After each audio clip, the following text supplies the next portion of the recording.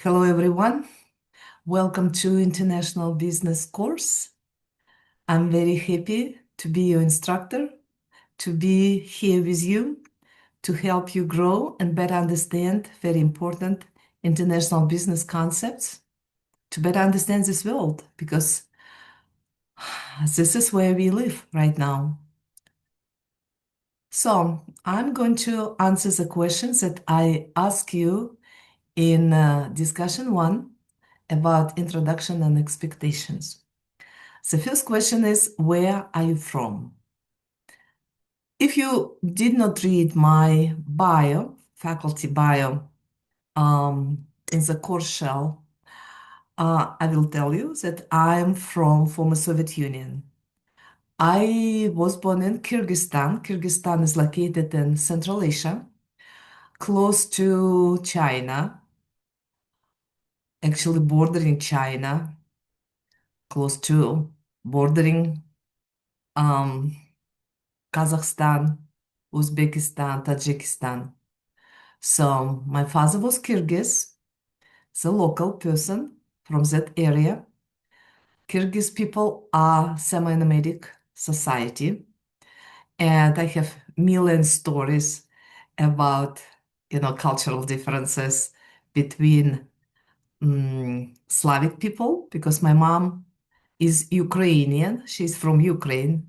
My father was serving in the army in Belarus, and he met my mom there, and they married and moved to Kyrgyzstan, where they grew up. They raised their family. They have five children. I was the first one. And after collapse of Soviet Union, everyone moved to Russia because at that point, Russia had more resources available to survive. After my father died, my mom also moved to Russia. And I've been to Russia since I graduated from my high school and I moved to Voronezh city. It is like 300 miles south from Moscow. So I moved there to get my education, higher education. And here I'm answering the second question. What is your undergraduate major? So my undergraduate major was Russian language and literature. At that point, when I graduated from my high school, I really didn't know what I want to do. It was an opportunity to go to study in Russia to learn philology, which is Russian language and literature.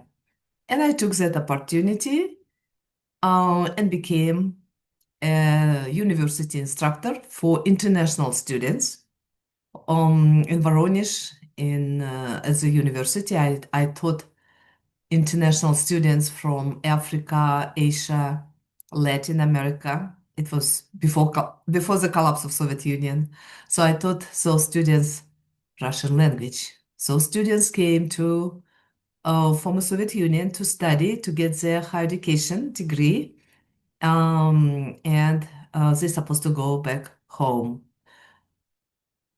When collapse happened, we lost all students, almost all of them, because those students, international students, were studying on governmental programs. So the government, Soviet Union government, paid for their education. After collapse, so no one wanted to pay, and they just, they disappeared, and I became a tutor of Russian language and English. At that point, my English was very limited. However, I was thinking like, okay, if I could help my son, I have one son only, to learn English so I can help other children. Then I realized that I need to do something else, and I created a newspaper for schools because I wanted to stop my tutoring business, which made me to sit on my chair for hours, hours, hours working with children. and their parents, because parents were required to attend and be present during the tutoring hours. And then, after I created newspaper, I applied in a couple years. I applied for internship program in the United States. It was called Business for Russia. The program was funded by the US government and allowed me and 10 other entrepreneurs from my region to come to the United States. It was 2000 and spent 1 month visiting organizations that are relevant to you and your business. So then, after my first trip to the United States, I realized that there are some other programs that can help my son to get his education in the United States.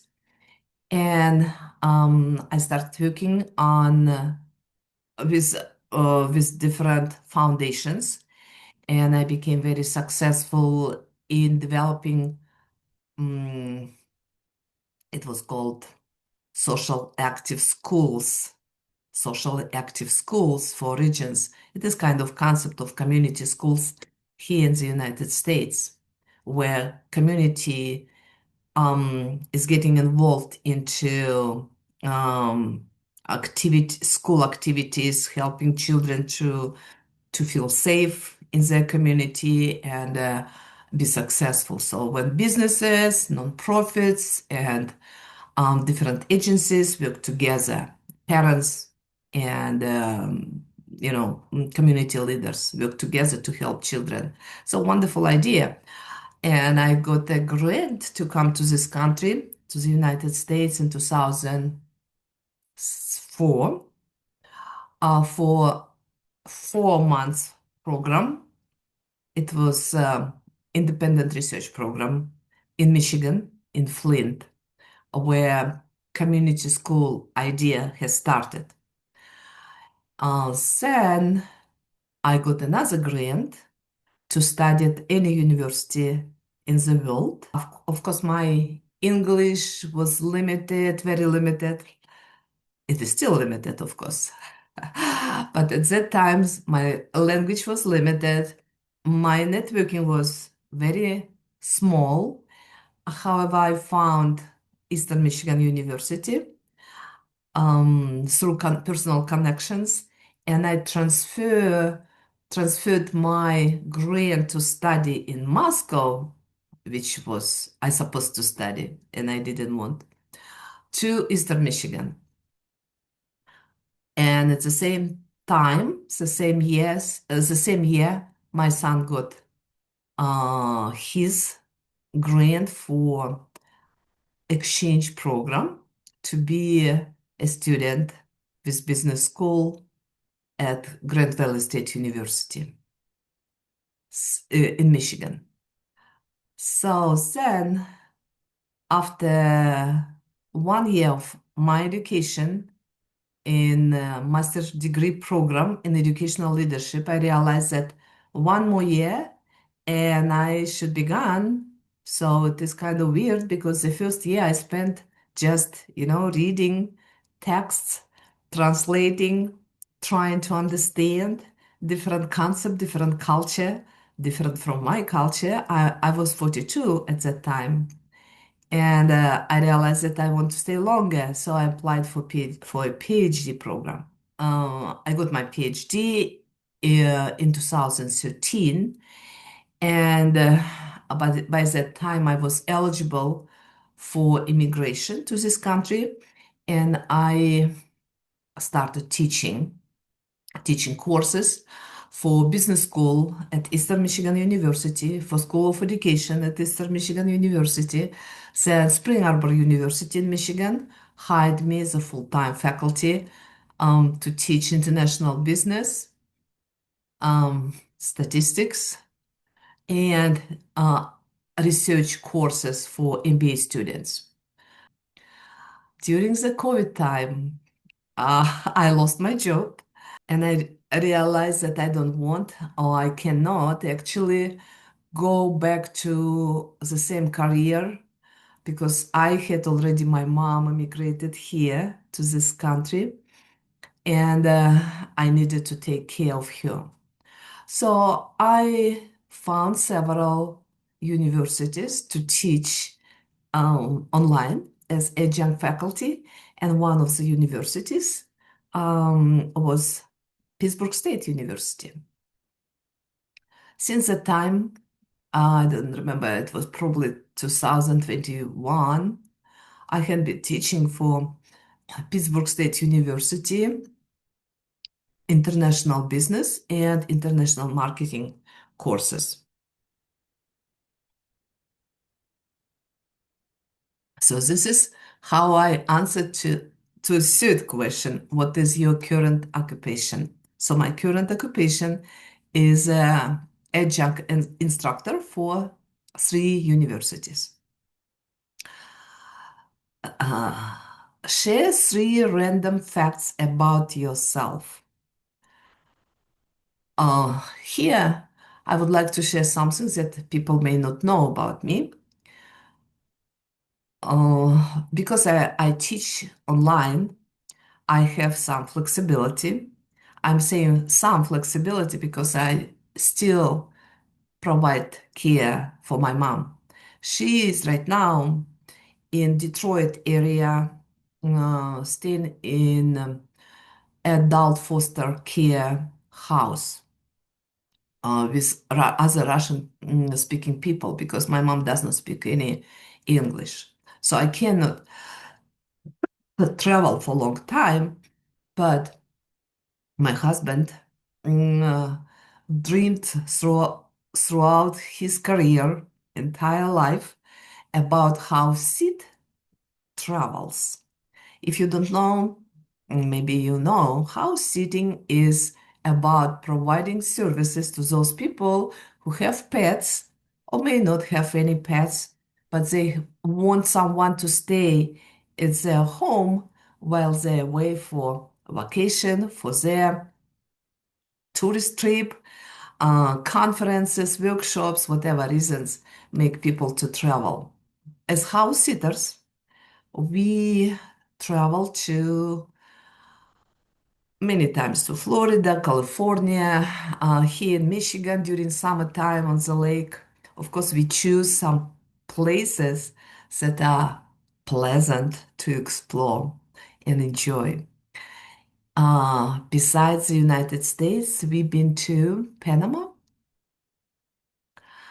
for for 2 months during winter time here.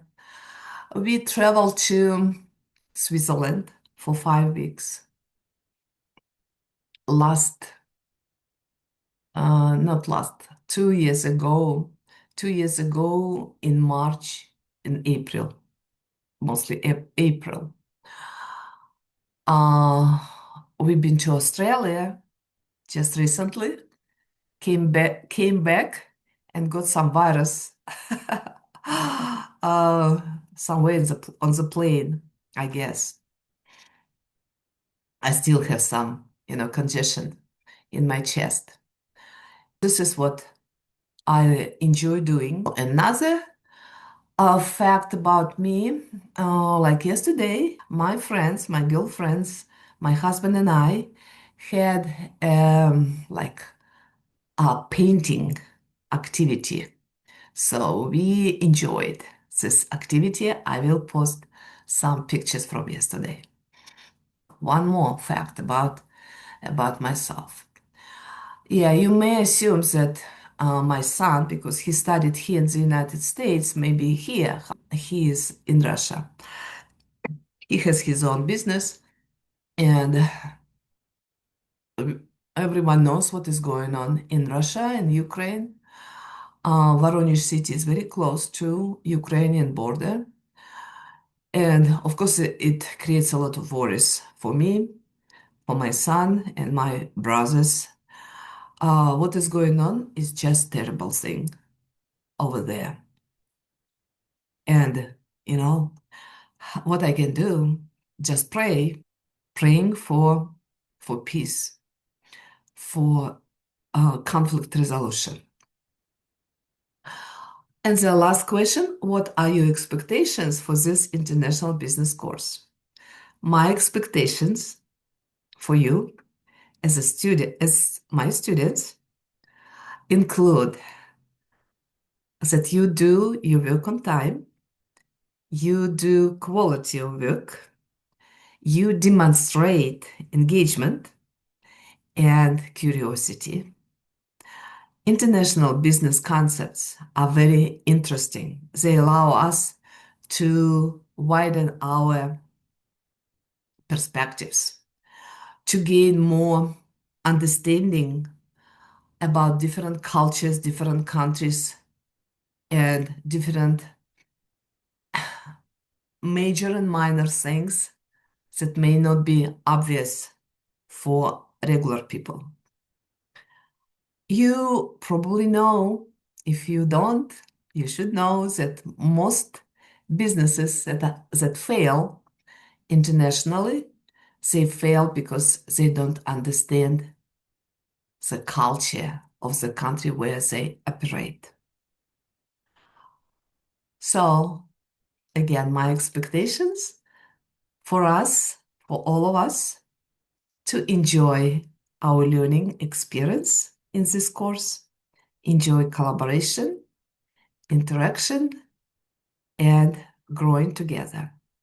Thank you very much for allowing me to make my introduction for you.